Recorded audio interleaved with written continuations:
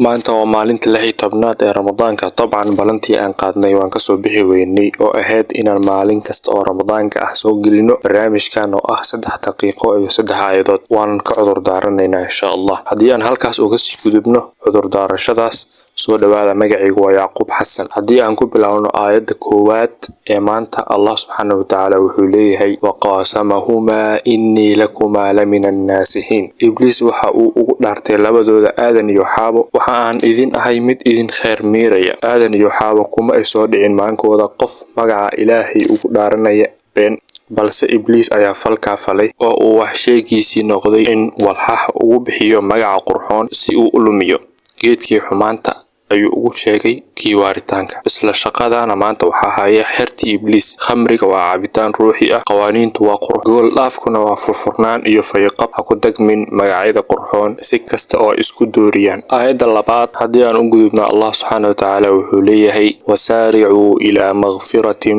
min rabbikum wa jannatin 'arduha as-samaawaatu wal ardu u'iddat lilmuttaqiin. u dheereeya dambi dhaafka ahaaday xagga rabbigiin iyo janno balaceedu la egyahay cirarka iyo dhulka, taas oo loo diyaariyay kuwa Allah ka baqda. degdega waayo dadka wadku cidna ma sugayo. biri ayaan toobad keenayaa, biri ayaan sameynayaa barnaamij akhris, biri ayaan hagaajinayaa habka wax loo cuno, biri ayaan gaaraynaa, balse waxba kama fulayo arrimihii maanka uu ku hayay qofka. nolosha waxay dadku wada rumaysan yahay wadku inuu dheer yahay, waana isla sidii ay aaminsanaayeen kuwii daqiiqado ka hor dhintay. degdega waayo daqiiqado aad habsaanto ayaa noloshaada oo dhan dib u dhigaya. sheekaba sheeka ayay keentaaye Sunaabixi. magaciisu waa Cabdiraxmaan bin Cusayla al-Sunaabixi oo ka mid ahaa haldoorkii, hormuudkii iyo culimmadii taabiciinta baa yiri, Yemen ayaan ku soo baxnay annaga oo u socona Madiina. amintii aan sooca ka dhiganay waxaa la inagu yiri rasuulkii alle 5 habeen ka hor ayuu xijaabtay. 5 habeen oo ay dib u dhaceen ayaa u diiday sharafkii saxaabinimada.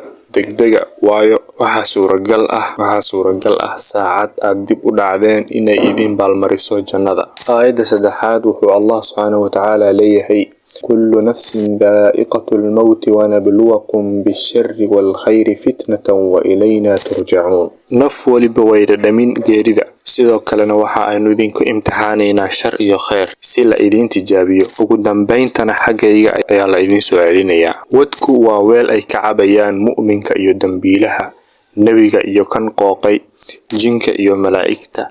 cid aan alle ahayn ma soo harayso. dhimashadu ma aha gunaanad ee waa bilowga nolol cusub. waano iyo wax sheegna ayada ayaa inoogu filan. Abu Nawaas wuxuu noolaa 145 ilaa 198 hijriyada. magaciisu waa Xasan ibn Hani oo lagu tiriyo foolaadkii hal abuurkii waqtigii Cabaasiyiinta. bilowgii hore wuxuu ahaa afku xoog leh, nolosha ka dhacay iyo khamriyo cabasho badan, laakiin waagii dambe waa uu ka toobad keenay. gabyaagii khamriga ee caanka ahaa ay daris ahaayeen nin wanaagsan oo muddo dheer ugu baaqayay jidka alle iyo inuu iska daayo cabidda khamriga. maalinkii uu dhintay dariskii wanaagsanaa ayuu Abu Nawaas raacay janaasadii, qabrigiisina ayuu dul istaagay, wuxuuna ku yiri maanto ayaa aad ka waano iyo wax sheegis badan tahay markii aad noolay. yacni waanadaadii badnayd ee aad ii jeedin jirtay maanta ayaa waxaa igaga filan qabrigaagan aan dul joogo. halkaas ayaan kusoo gabagabeynaynaa barnaamijkeena maanta haddii alla idmo. haddii aad halkan ku cusub tahay fadlan subscribe saar, like tan ha ka hilmaamin. mahadsanid.